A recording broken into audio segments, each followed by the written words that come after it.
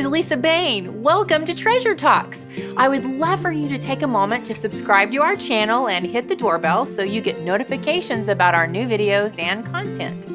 It has been a joy to meet some incredible heroes over the years through my nonprofit work. Our community is filled with heroes who have such incredible and miraculous stories. These stories need to be heard. These heroes have found treasure in the darkest days of their lives, and they are using it to help others and bring hope to those in our community. Every month, we will spotlight a new story as you meet these community heroes and we chat one-on-one. So stay tuned and be ready to be encouraged and inspired by these community treasures. It's time for Treasure Talks. Hey everybody, welcome to another episode of Treasure Talks. I am Lisa Bain, and okay, we flipped the script. Usually, you're asking me the questions. Everyone knows the amazing Sunny Leigh. I have been looking forward to this for so long. I have been too. I tell you. Okay, so I want to introduce you, and I don't want to leave some of these things out because you've done so much stuff. Okay, you moved to Tulsa in 2004. Yes. You began working at the legendary KVOO, and that's when I met you as a part of the morning show, the VOO crew. And she stayed with the company for 15 years, and she earned an ACM Award in the process. And then you transitioned as a morning TV anchor to KTUL, Channel 8. And you enjoy learning about many good people who live in Oklahoma, and you are now on the next chapter of your life where I can't wait to share about what you do. The Sustainability Alliance. Yes. You are with them I as am. their developmental manager. Yep. And you handle fundraising and building relationships. I can't think of anyone better than that than you. Thank you. Everyone knows and loves this woman. I adore her. We go back, we go back way back. And we are like, Sunny knows more about me than most people know. Funny stuff. She's my soul sister. Yeah, Twitch sister. Twitch sister. Which we'll get into too later, because that's a fun story. I have looked so forward to having her on Treasure Talks for so long. She's truly an inspiration. When she walks in a room, she just lights up the room. And I kind of want to start, first of all, thanks for being here. Oh, I'm so thrilled that you asked me. It's an honor. I mean, this we is just great. have to get through this without completely cracking I know. up. I have a Kleenex somewhere just in case I laugh and, so. Laugh, snort, cry, all the Whatever, above. Okay, I would love for you to reflect on your time in media. We were talking before you got here about the good, the bad, and the ugly, and just I'm sure you've seen it all. What's been your favorite aspects of the experience that's kind of led you to where you are? Right. Okay. Well, I will say this. When I came to KVOO in 2004, I had only been in radio for about 5 months. I was in Florida. I used to do dolphin rehab at the Clearwater Marine Aquarium. I worked with. It was wonderful. Dolphins that stranded. I worked with dolphins and took care of them until we could return them to. It was. I thought I knew everything. I didn't. You didn't know that part? I'm sorry. My husband tells me I'm like a female Forrest Gump. I've kind of done a little bit of everything, and Lieutenant Dan, but not quite to that point. But I also was a school teacher in Florida, and so my husband at the time decided he wanted to go to law school. He applied all over the country, got into TU, and we came to visit, and we fell in love with it. Thought it was small enough to be personal, but big enough that you could find fun stuff to do. Right. So we decided to stay here, and I went to KVOO and said, I don't know if you're looking for anybody, but they said, it just so happens we need somebody for the morning show. Do you have a tape of some of your CD that you can? And so I gave the program director all I had, and he called me the next day and said, when can you start? And so I was overwhelmed because if you've never been in a radio station, there's this huge board that runs all of the stuff. And I walked in and I said, I feel like I'm sitting at the helm of the space shuttle. And I had no idea how to work in it. The board that I worked on in Florida was about this big. It was from the 60s, and it had some knobs that you turned, and it was primitive. Wow. So it was a lot, but it was absolutely, the first 4 years I was there with Andy Oatman and Gene Hetherington were literally the best 4 years of my life. Even it trumped working with dolphins, which I never thought I would say. It was better than teaching school. They were absolute joys. And Andy passed away a couple of years ago of pancreatic cancer. Gene is still alive. We still talk all the time. And just imagine if you could get up every day and go into work and laugh nonstop for Everyone knew the VOO crew. yeah, well, 4 hours of solid laughter. It was hilarious. So they were Andy was the most creative person I ever worked with in my life. And he would come in and he'd sit down. Sometimes, nobody had a great weekend and he'd say, well, what are we going to talk about? And, Gene would say, well, I got in a fight with my ex-wife. And I'd say, well, so one day I said, I sent flowers to Bob Barker. and Andy went, wait. Hold on. And we were 2 minutes from a break. And so when the mics came up, this was like my 5th day on the air there. So I told this ridiculous story. I've always loved Bob Barker. If you've ever followed me on social media, it's true. If you've ever followed me on social media, he was my hero. So he had broken his foot and missed a day of work. Only day he ever missed in Price is Right history because of a broken butt. So I sent him flowers. And so Andy brought this up on the air, got a huge laugh. My ex-husband called on the hotline. We were still married at the time. Granted, he's in law school. I'm the only one working. We had no money. And he called and said, you sent Bob Barker flowers. How much did that cost? And it went out all over the air.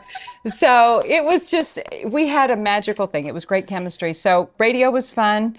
After my co-host kind of started evolving over time, Andy left. He said, I just want to sit in my hot tub and relax. I don't want to work anymore. And Andy, had the financial means to do so. And so he got out of the business altogether. Gene and I continued to work, and we were, I was very fortunate to work with some great partners. Some were not so great, but that's the way it is with any job. Yeah. So radio was an absolute blast. It was just the first 4 years, though.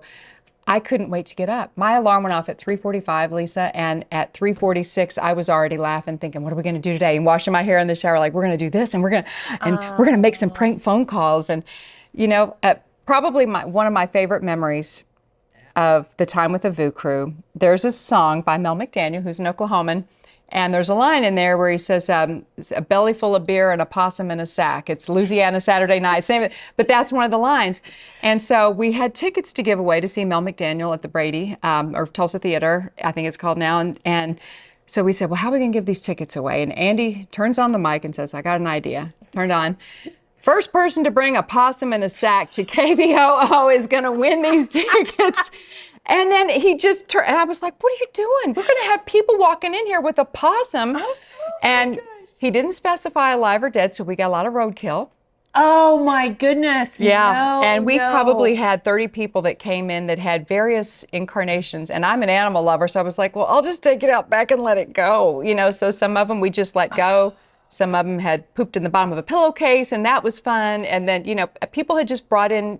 That's hilarious. Yeah. So it was just every day something different going into work. And then you ended up at KTUL, and that's where we did a lot of things together. We come on monthly. Loved having you on Good Day Tulsa. And then it kind of evolved into where you are now. Where I am now. And I definitely want to talk about where you are now. Okay. We have seen the good, the bad, and the ugly, but isn't it fun to also see the script flipped and you end up somewhere you really love? That's good. That's good, yes. That helps heal the yuckies. Yes, and so very quickly I'll hit on my departure from KTUL because it's out there. Yes. People know about it. There is Mark Bradshaw and I were 2 of the 3 anchors who were let go. Mark and I have filed suit for age discrimination and fraud, and you'll hear more about that as time goes on. But yeah, it was kind of a yucky situation. Sinclair, we knew that the financial situations at TV stations, viewership is down. When you think about it, I grew up watching.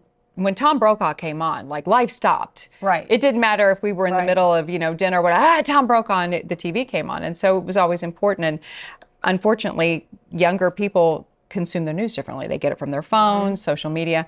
And so the industry is dying. So there's less money. And unfortunately, Sinclair came in to our station and they said, we're merging Channel 8 KTUL with KOKH, a sister station in Oklahoma City. Many people are going to be let go today. I was one of those. Mark was one of those. Tyler Butler, our other co-host, was one. And then they let go an anchor in Oklahoma City. And so of the 4 anchors who were let go, 3 of us were the oldest. And Tyler, who was young, had already announced that he was leaving for Tucson. So it was not a great situation. So we're pursuing, we want to make things right. Right. And the way we were let go was one thing, but our contract money was another, that they didn't honor the contracts that we had stuck to and signed. Mark had been there 27 years.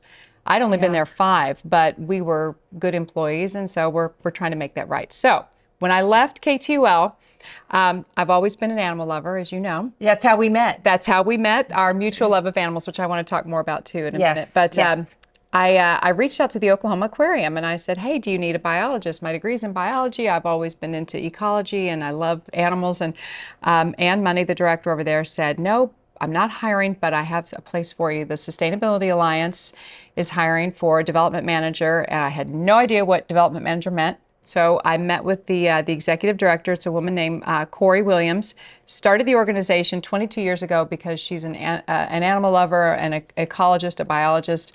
And she said there's ways to do business where you can also take care of the planet and save money in the process. So she started this. So what we do is we go into, on the business side, we go into big organizations.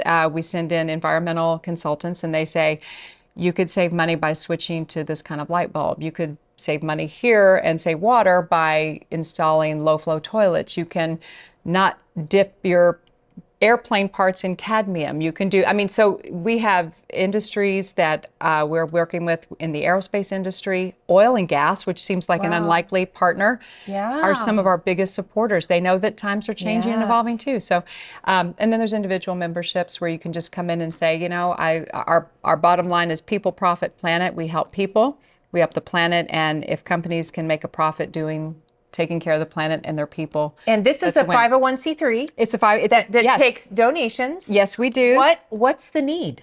The need right now is we have programs in place for individuals, for companies. We have a big fundraiser coming up in September called Recharge. Okay. This is where we get the money to fund these programs. Okay. September. Yes, in September. So you're invited. Yes, it's I will be there. I want you to be there. It's at Brush Creek Ranch, and it's going to be glorious. It's going to be awesome. And we'll put this information up too, so you can see it. And you can check out the sustainabilityalliance.org. It's hard to spell. Use your spell checker, and it'll take you to, and you can find out more. But the need is for the more people we have, the more partners we have, the more programs. We're starting. This is perfect for you. We're starting something called First Steps, and we're going into houses of worship for every different denomination. We've approached we're working with some rabbis, we're working with preachers, we're working with priests, we're working with all sorts of different religious organizations to get the word out that protecting the planet also makes God happy. When you think about it, from where we sit right now, a mile away, there's a creek with 3 or 4 species of endangered fish in there. That's not something that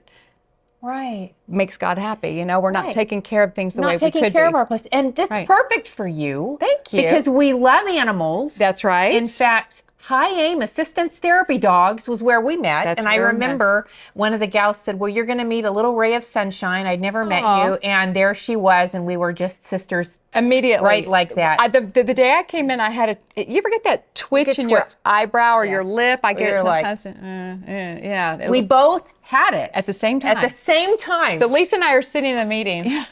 So we're Twitch sisters. Yeah, Twitch sisters, yes. How are you, Dad?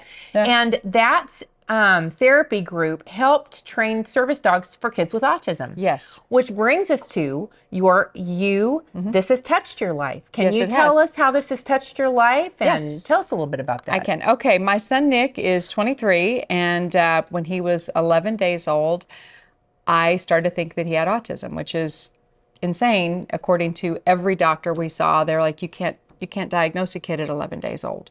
You can't diagnose a kid even, I think technically now the criteria is they have to be at least 2.5.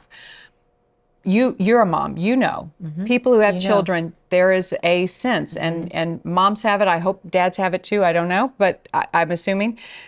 I was holding Nick and I kept trying to make eye contact with him. And I had read What to Expect When You're Expecting and all the mom books. And when he would look at me, he would immediately avert his eyes. And I just knew something wasn't right because I called the doctor and I said, something's going on with his eyes. And the doctor said, well, his eyes may not be developed yet. He's 11 days old. I said, it's not that he can't see me, it's that he won't see me. When we made eye contact, he immediately, and I could feel his little body, like it was too much for him. And so I started to, America Online was new. Remember AOL? Yeah, when you dialed up. I ended up in a chat room. They used to have chat rooms. It was 2:30 in the morning. I was trying to figure out what was going on with Nick. And I ended up in a chat room for parents of kids with autism. And there was a dad that I was, I just like typed in a message and said, I think my son might have autism. He doesn't make eye contact. By this time, he was 10 or 11 months old. And a dad private messaged me and asked me questions. He said, when Nick wants something, what does he do? Does he point? And I said, no, he doesn't. It's so smart. He does this. He takes my hand and puts it on what he wants. I thought it was brilliant. And he said, yeah, that's a sign. Oh, and I was shocked because I didn't realize that kids with autism, some, not all, it's different for every kid. They don't understand the relationship between pointing meaning something. To them, if they want something and they can't reach it, they're going to use your hand as an extension rather than pointing. They don't realize this is what a gesture is. So that was kind of and I went in and woke up my husband, Nick's dad at the time, and said, yeah, I was hysterical, 2:30 in the morning. Nick has autism here. And he was like, calm down. We can discuss this in the morning after we've had some sleep. But I, at that point, really started to say, okay, if he has it, we'll treat him like he has it. All it can do is help. If he doesn't, great. And so we signed him up for speech therapy and physical therapy and occupational therapy because there were also, I noticed he had core weakness. Yeah. Like most babies would, sit up, and Nick couldn't, like his little tummy muscles weren't developed. So there were some physical signs. And so we took him at 2.5, was as soon as we could get him into any doctor who would make a diagnosis. And we made the mistake of taking Nick to an adult neurologist who treated adults. Oh, wow. And so I said, are you qualified to diagnose him? And he acted insulted. And yes, of course I can diagnose. And so we sat there talking, and he played with Nick for a few minutes. And I remember I was actually smiling and talking with my husband at the time and looking at Nick and thinking he was cute. And the doctor looked at me and said, Mr. and Mrs. Franco, your son has a debilitating developmental disability called autism. He'll never talk. He'll never say he loves you. If I were you, I would start to look at a home. Oh, no. I mean, even now it feels like I have PTSD when I think about that moment. No. And it was the only time in my life I've ever fallen on the floor from grief and I couldn't move. I felt like I was paralyzed. And I still remember trying to make the phone call to my parents when we left there of telling them, like, your grandson has autism, because I'm an only child. Nick was the only grandchild. We were in shock ourselves. It was silent in the drive home, just trying to process. So we went from that morning thinking that, Nick, is he going to be president someday? Is he going to be a lawyer? Is he going to be a doctor? To thinking we have to look for a home. That was, and I went, when I got home, I said, I'll be back in a few minutes. I'm going to run to the grocery. I got in my Jeep at the time. I drove to a grocery store parking lot, and I sat and screamed until I had no voice. And it almost, even 22 years later. But we got Nick. He does have autism, but that doctor, I wish I could find him to. It's like the doctor who said I wouldn't be walking in 6 months. And was totally wrong. And wrong. Yes.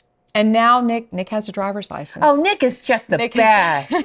He has a driver's license. He has a driver and a girlfriend. And a girlfriend. Yes. And so, he does talk. Nick. He does say, I love you. All of the things that they had limited him with, we just said, if we have to go broke or bankrupt or die trying, he's going to have the best we can give him. And we did everything we could. What's the first thing you would tell someone who is where you were in the Jeep screaming? Oh, my gosh. What would you tell someone? I can't tell you how many years I sat in that Jeep and would scream and cry. I mean, there were times when it was too much, and I would say, I'll be back, and go out and just, because I had I couldn't go home and crumble in front of my husband. We needed to be strong together for Nick.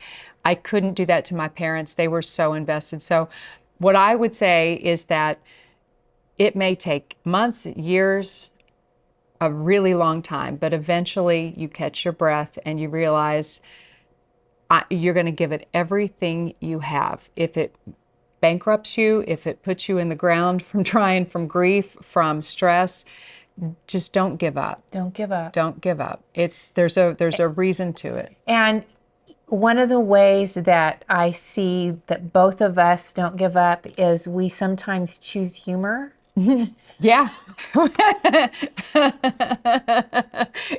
I tell one of my favorite? Well, I'm not going to tell. We really switched. I felt myself going off on a cry cliff. But Yeah, seriously, yeah. some of the ways that I have dealt with what I've gone through these past few years is you just can't make this stuff up. You have to laugh. Even when I get these weird diagnoses and I'm like, that's what I wanted to ask you about. I know for a while I remember speaking to you when we were still in that group with the dogs, and you said, I've had a diagnosis, but you never, and you don't have to tell me what it is, but I never knew what was going on, but I knew that every time I saw him, like, she still looks fine. Yeah. So God bless her for what. I have my mom's gene. It's called an HLA-B27 positive gene, and with it comes some really debilitating autoimmune diseases that affect the gut, that affect your joints, and even ankylosing spondylitis is in that. That's kind of what they call bamboo. Yeah, it's long. And when a doctor said, throw away your running shoes and call it a day, you're not going to be walking in 6 months. That was 15 years ago. Oh, Lisa. And it's doing what we do. And it's choosing humor. And it's by the grace of God that you just get through it. Because you got a choice. You can sit and wallow, or you can fight like heck to save your son. Exactly. You know what I mean? Yeah. And so I think that's why God gave me Mavis Pearl. Hi. Should we? The farting dog? The pooping. Should we tell the story? Okay, I think so, yes. We have to end on this story because every time I'm with Sunny or someone says something, what's the thing about the glitter poop? Okay, we have to tell you the glitter poop story. And I would only do this with Sunny because okay. This is my favorite all-time story. So everyone knows Mavis Pearl, good old Mavis Pearl. Well, Mavis ate everything, and we were doing a lot of things with pink, and I was doing pink paint brushes, and we had this huge thing of glitter. Well, I looked out and there was an empty thing of glitter, and pretty soon I got a knock on the door, and it was our lawn guys. And the lawn guy said, "Ma'am, something's happened to your lawn." And I'm like, "What?" And they're all out there looking at these pink glitter poops. They look like jewels, and they're poops that are glitter. And I took a picture and sent one to Sunny. And but what's terrible, you guys, is that she would sit in bed with me and she would cut wind and glitter would fly onto our bed. And we had glitter all over our bed because bulldogs are notorious for gas. Yeah. So anyway, you have poop on your phone that I sent you, glitter poop. Yes. And I'm out there taking pictures because you guys, it looks like a little piece of glitter that you can put on a necklace. It looks like Tinkerbell had been in Lisa's back. So I get a text. I was literally sitting down to eat dinner with my husband, and we'd been laughing about the glitter poop story. And my phone ding, and my husband just kind of reached over and he was like, why is there pink poop on your phone? I was like, oh, Lisa. It's just Lisa. The best part of this story that she's forgetting, though, is the way I knew that story. We did a topic when I was in radio, and it was, what is the most expensive thing your dog's ever eaten? And because the lady called and said her dog ate her hearing aids and chewed them up. And so we had some serious stories about dogs chewing up batteries and all these. And then I get a call from Lisa who says, well, let me tell you about Mavis Pearl and how we found glitter poop in our backyard. And so she won for the day. She won for the week. That's still one of my favorite all-time stories. So when something really gross and hilarious happens, I'm on the phone to Sunny, and I'm like, but I'm so thankful for laughter. And sometimes you have to pull those out of the bank when you have a really bad day. So we could seriously talk for hours. I love this gal. I love you. It's you mutual. Have always just been one of my favorite human beings. Well, thank you. And I really want you guys to go to this. The sustainabilityalliance.org and join. You can be what we just try to do is make the earth a little better. We are doing things every day with weed killers and exhaust fumes and things that people are doing to the planet every day. This is just a little way to kind of find out how there's some gentler ways you can treat Mother Nature. And I love that. I love that. Well, we always end in prayer, and I want to end and just bless Sunny and what she's doing. And Lord, I just thank you so much for my friend. I pray you would bless the business and the nonprofit that she's in, bless her family. Thank you for her humor and just the love and the friendship that we have. And Lord, for those that are maybe walking through betrayal right now and hurt and really not knowing what to do, or they might have just received a diagnosis for their child of autism. Father, just be real. Be there and carry him through this journey, Lord. I'm thankful that you walk with us through the journey, and I'm thank you that you give us humorous moments like Mavis Pearl. In Jesus' name. Amen. Amen. Oh my God. Great way. Oh, I Anyway, love yeah. you so much, Sunny. Oh, Will you love come you. back again? Anytime. Because anytime. we could go on forever, you guys. Oh Seriously. yeah, and that's the stories we told are the only ones that we could tell for now. Right. But There's more. There's some. So Yeah. thank you for joining us, and make sure you go to YouTube and ding the little bell, like our page, and also you can go to lisabain.com and you can catch up on the episodes of Treasure Talks. Thank you for being here every month, and Sunny, thank you for being here. Thank you for inviting me. We'll see you next month on Treasure Talks. Thanks, guys.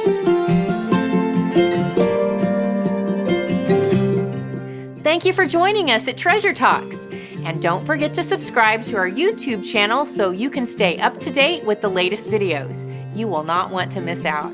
If you'd like more information on the growing projects of Lisa Bain Ministries and how we're helping the community, please visit us at lisabain.com.